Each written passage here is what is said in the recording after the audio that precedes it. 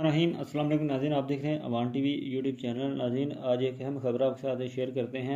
उससे पहले गुजारिश है कि हमारे चैनल को सब्सक्राइब कर लें और वीडियो को लाइक करें ताकि हर नई आने वाली वीडियो आप तक बर वक्त पहुँच सके। नाज़रीन, पंजाब असम्बली के इलेक्शन के नाज़र में हल्का PP 29 के जो उम्मीदवारान हैं राय मेंबर पंजाब असम्बली, उनको इलेक्शन कमीशन की जानिब से जो इंतखाबी निशानात हैं वो अलाट कर दिए गए हैं। और सबसे पहले बात करते हैं चौधरी नईम रज़ा कोटला की, जिन्हें उकाब जो है वो इंतखाबी निशान अलाट किया गया है, जबकि चौधरी लियाकत बदर रीछ का निशान उन्हें दिया गया है। जबकि जो उनके बेटे अली लियाकत को जिनको टिकट जारी किया गया PTI का, उन्हें बल्ले का निशान अलाट हो गया है।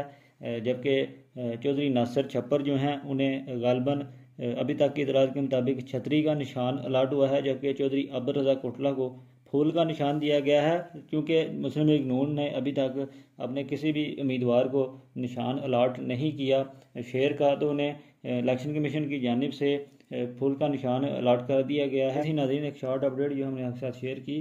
मज़ीद अपडेट्स के लिए हमारे चैनल को सब्सक्राइब कर लें। अगली वीडियो तक के लिए दीजिए इजाज़त। अल्लाह हाफ़िज़।